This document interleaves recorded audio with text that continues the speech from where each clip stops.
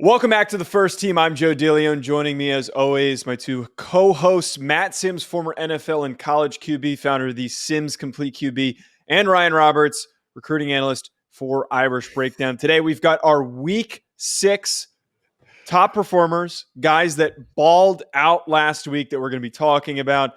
We don't have Jane Daniels because Ryan doesn't like him for some reason. I'm just kidding. I'm just kidding. I'm just kidding. We're not even 25 seconds into the show, man. I'm just joking. I'm not Can serious. I do my Joe DeLeone impression? Well, we're here on the First Team podcast. I'm joined with my two really cool co-hosts. I'm your co-host here, and I want to keep going. Come on, go, man, go. Hey, man, I have he the doesn't control sound to like mute that. you. I will mute you, and me and Matt will do the show, and you can watch us do the I show. can You unmute watch myself, yourself. and I can totally mute me anyway. No, but I have the final cut, so I can literally take you out of the show. I'm just kidding. I'm not going to do that. Do it. We will eventually talk about Jane Daniels, though. He's been phenomenal. I was just throwing that out there because he has been great, but we have to give some love to somebody who had an amazing game that won him an important football game that thrust his team into the top 5. I'm talking about Dillon Gabriel from Oklahoma. We're also going to be talking about Jermaine Burton from Alabama, who has had a nice couple of weeks, an amazing game against Texas A&M.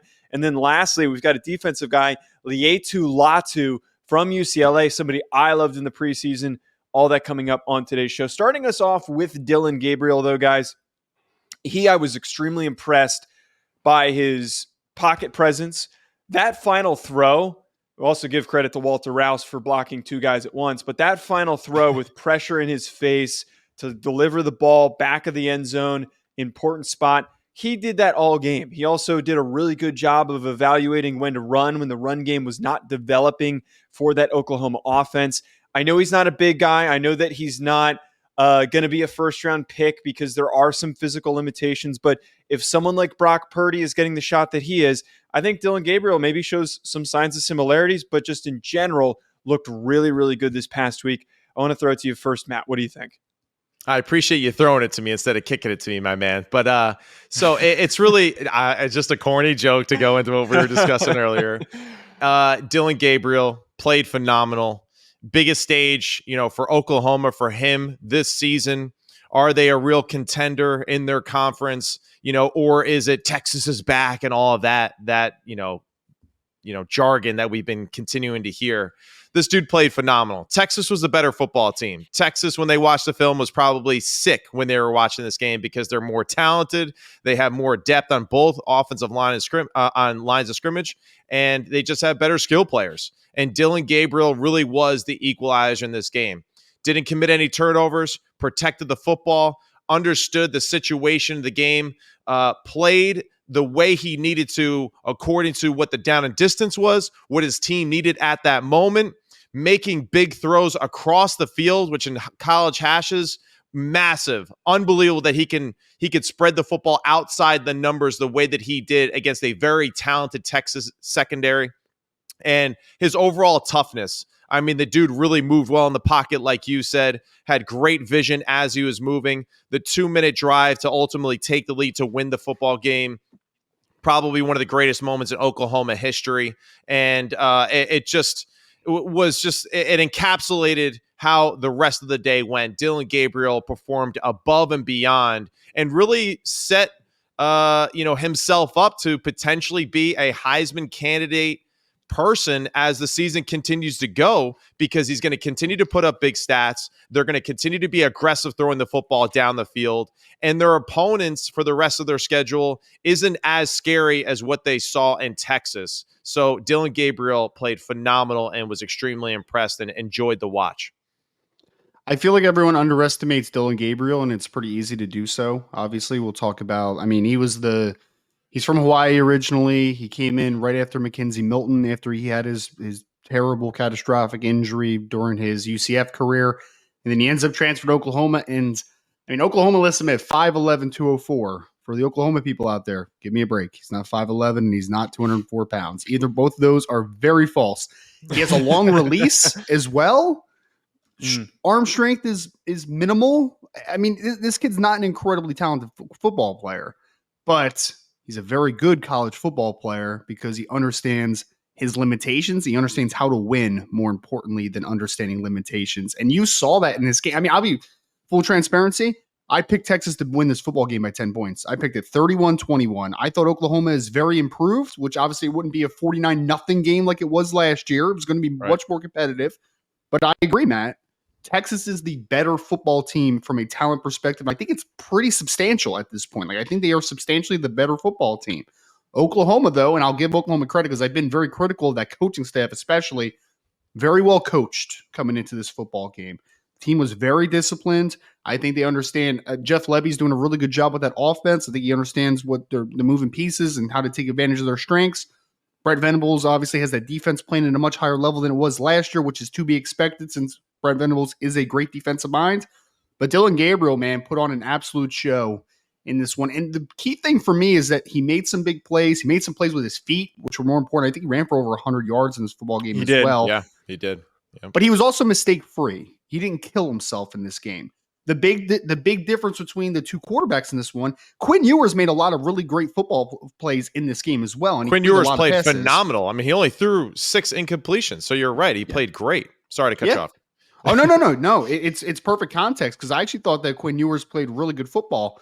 The issue is that he had 2 turnovers in this football game. That was the difference. You have one quarterback with 2 turnovers. 3, the fumble. Oh, he fumbled one too. You're right. 2 interceptions and a fumble. So he turned the ball over a couple of times. Dillon Gabriel played clean football, continued to move it down the field, matriculate the ball down the field. It was consistent throughout, right? And I think that for me, I'm still not bought into Oklahoma long-term for this season as far as I don't think they're going to contend to be in the conference championship. Yes, their schedule's pretty soft. Well, sure, but I don't think if they make it into the playoffs somehow, I don't think that they're going to be a very competitive team. They are this year's TCU. That's really what they are. They are potentially this year's TCU, where they're finishing the year undefeated and they've exceeded all expectations because of this big win. And the rest of their schedule really is in their favor. Now, and just want to point this out too. When you guys watch the game, does Dillon Gabriel somewhat remind you of Tua Tagovailoa and how he plays? I mean, just like quick decision making, a little longer release, quick decision, knows where to go with the football, has really good pocket awareness and movement. You know, not like a phenomenal athlete, but really does a good job of getting the job done. So I thought it was a very impressive comp by myself when I saw that the other day. And he's from Hawaii as well. Out there a lot. Yeah, right. I know. I didn't even think of that. That's right. You heard it here first before the broadcast team had brought up Tua as the comp. Matt had it first. But Laiatu Latu, though, from UCLA, has been a part of a very under-talked about UCLA defense. We've all heard the talk about Dante Moore, who's been up and down this year. He has shown us the flashes of why he was considered to arguably be the best quarterback prospect last year by some, but he's also had some lows being a true freshman. It's difficult. He's being really supported by a really good defensive line that is getting after opposing quarterbacks. They faced off with Cam Ward, who we spoke very highly of, and frankly, I think was on pace to maybe be in that Heisman conversation if it wasn't for the egg that he laid this past week against such a good defense. And Latu has been the biggest name for this group, finishing with 3 tackles and a sack in this game. I, in the preseason, went as far as to say I think that this is a guy that could, if we remove the injury history, could go late first round, early second round. I love his motor. I think he is very technically refined. He is not a massive, physically domineering type of an edge rusher, but the motor is what makes a guy like Latu so freaking good. I know, Ryan, that you've got a lot of his background and maybe put some context on that injury history, but what do you have for us for Latu?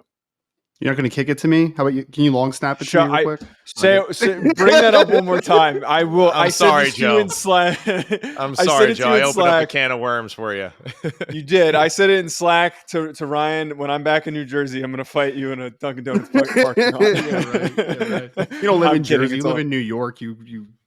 Oh, stop it. Anyway, Laiatu Latu went to the University of Washington originally, was at Washington, broke his neck, had to medically retire from football, was literally out of football for over a year, ends up at UCLA, and no one really knew about it until last season when all of a sudden, 10.5 sacks, all Pac-12, preseason All-American.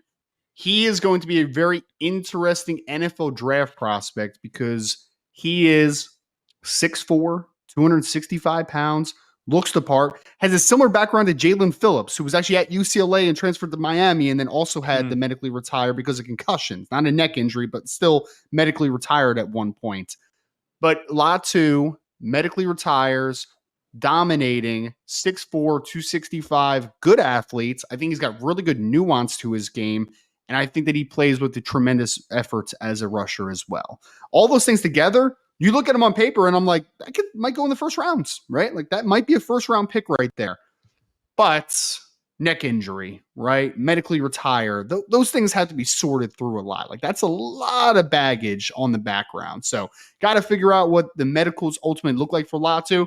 But he's playing great football. And I want to send a shout out because he's not the only one on that defense either. Gabriel Murphy, Grayson Murphy, the Murphy twins who were actually at North Texas and transferred over to UCLA before last season.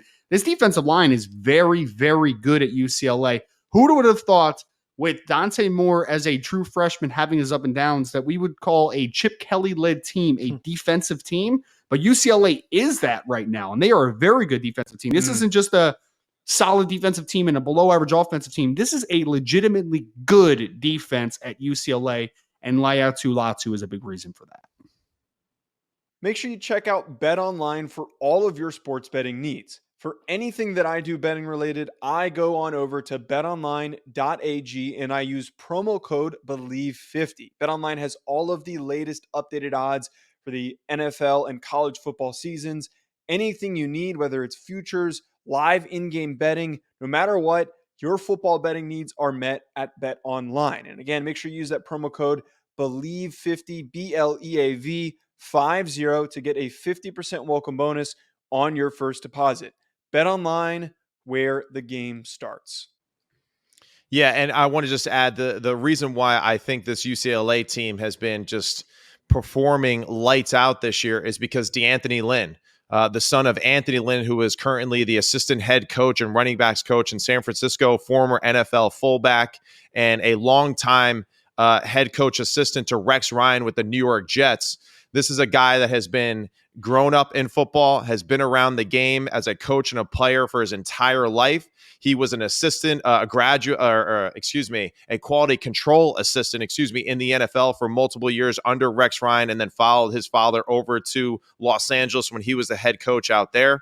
And this guy, I think, really understands what he needs as far as NFL type of talent, SEC type of talent that everyone says has been missing from the Pac-12. He knows what these players look like. He knows how to evaluate these players as good as anybody. You know, you could say whatever you want about Rex Ryan and those coaching staffs, but one thing you could say is they found a lot of big, strong, fast, and physical football players throughout their history, going back even with the Baltimore Ravens.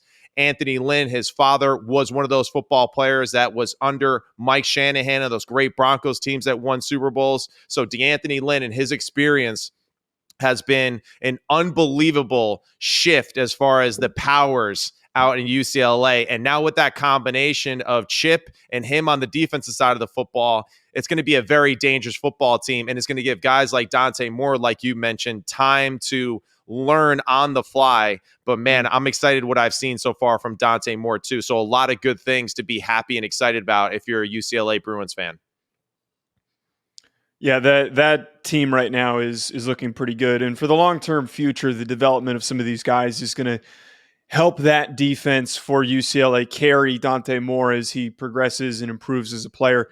Maybe next year or the year after, that UCLA team is a very scary threat.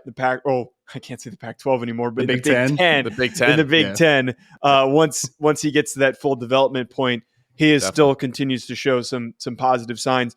Our last player, and this is an interesting conversation to talk about with Jermaine Burton, who this past week against Texas A&M goes 9 receptions for 197 yards, 2 touchdowns.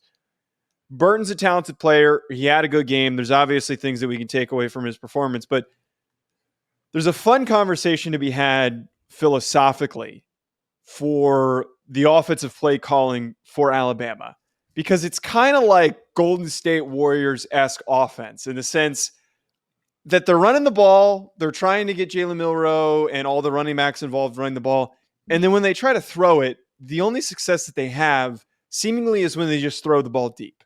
And a lot of the times they are connecting with Jermaine Burton, who had the game that he had, and he's had a couple of these other big plays in other games because Jalen Milroe is really strangely more consistent at hitting the ball over the top than he is in that short to intermediate area. It's along those lines and why I say Golden State Warriors-esque in the sense that you take a lot of shots, you take a lot of three-pointers, you're kind of trying to see if you can score all your points that way. If you shoot a lower percentage from three, you're still possibly able to outscore your opponent. I know that sounds a little bit odd, but right now that's what we're seeing from Tommy Rees. And I'm curious to kind of open up this conversation for what we're going to continue to see from Burton and Jalen Milroe. Well, before we talk about Burton, Matt, can I ask you a quarterback question as far as Milroe for what you've seen of him? Of course. It's been very odd because, like you said, Joe, they are completing a decent amount of deep balls, and he's actually been a pretty efficient deep ball thrower, I guess is the best way to put it. But more than short to intermediate. Yes. Well, I mean, he's made some big plays in his games. It just has not been nearly consistent. But the consistency is the question I have for a person that works with quarterbacks so often. I watch Jalen Milroe, and I feel like, because how I've always learned it is that quarterbacks can change arm angles to throw a football, but the release point is usually still very consistent to how you want the ball to come out. Mm-hmm. For me, I watch him, and I'm like, sometimes he's short arming balls. Sometimes the release looks a little bit long. It feels like the release point on his throws are changing so often. I don't know if I'm off base on that, but it just looks so maddeningly inconsistent for how he throws the football. So just kind of wanted your perspective on that, because I think that's why he's been such a volatile thrower on the short to intermediate routes, because I just think that release point is just changing so often, it seems like. These are really interesting topics that I am excited to discuss with you, obviously being the quarterback nerd that I am. First, to discuss why he's such a good deep ball thrower. One, he is a talented thrower of the ball, right? He possesses great ability to just launch something. If it was a baseball, if it was anything, he'd be able to throw it far, right? We know that for sure. Why he's a better thrower deep is because he sees the play a little bit more clearly. When the play is a little bit longer developing down the field, it's a little easier, I think, for guys that are talented like him to feel confidence in, here's my guy, here's the one defender. Whereas sometimes when you're doing the short and intermediate, it's the D-line, it's the linebackers, it's, the compression of the safety on top, it's in between, under, all these kind of things. And sometimes that can be a little... It could be tough to develop a certain skill set in that field once you haven't done it a lot. I think there has been highlights of him in Texas A&M's game, especially, where we did see some of those quick slant routes, some of those underneath throws where he threw them in good timing and rhythm. And one of them, Burton, actually took to the house for a good 20-something yard completion in the low red zone. We also saw a really good touch throw on a deep cross to Burton, where he sat in the pocket, retreated again, and then threw a nice little deep cross to Burton for a touchdown in the high red zone area. So we're seeing Jalen Milroe start to find his way as far as what he does extremely well. We're seeing Tommy Rees start to see that too, and take advantage of those things. And hopefully just through repetition, he'll continue to improve in the short and intermediate. Now, to go with the point that you mentioned, Ryan, about his changing of his release points, so to speak, I think that is someone who is occasionally trying to take a little steam off the football. And by doing that, he's almost trying to baby it or guide the throw. Whereas the example that I teach my students all the time, pitchers in baseball, when they throw a fastball and when they throw a changeup, they look exactly the same. It's just the amount of force in which they're driving and throwing through it with their lower and upper body. The same thing with quarterbacks. When you throw a touch throw or a power throw, the motion should look relatively the same. The only thing that changes is which the power or force that you apply to it. And this is something for a young quarterback who's doing it, right in front of our eyes in the SEC against some of the better, players in the country. I think it's hard for him occasionally to keep that rhythm and that feel the same, right? And it's something that will just continue to take more time and development. But, kudos to him and Burton being able to make the plays necessary in the passing game, because Alabama could not run the ball worth a damn in this game. They were negative 13, I think, at halftime. So, it was unbelievable. Burton with the one-on-one fade down the right sideline. Phenomenal catch as he's doing the pirouette and getting his toe tap in. Fantastic. The slant where he caught it and broke 2 tackles. Another great example of that. So, it's good to see that Alabama isn't one-dimensional. It's good to see that Jalen Milroe is growing at the position. And it's also great to see that Burton is being able to capitalize this off too, because this dude is a very good football player.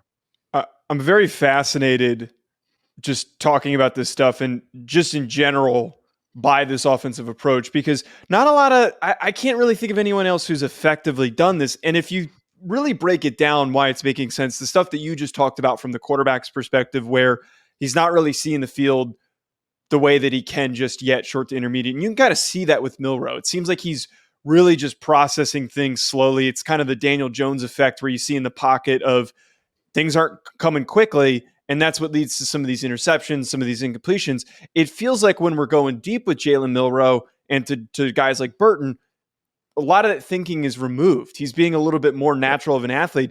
But if you look at that defensive approach, everybody's coming up, they're loading the box, they're coming downhill.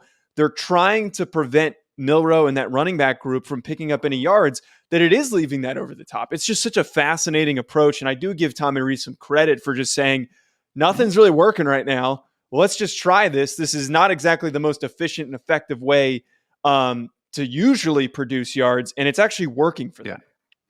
Well, that's...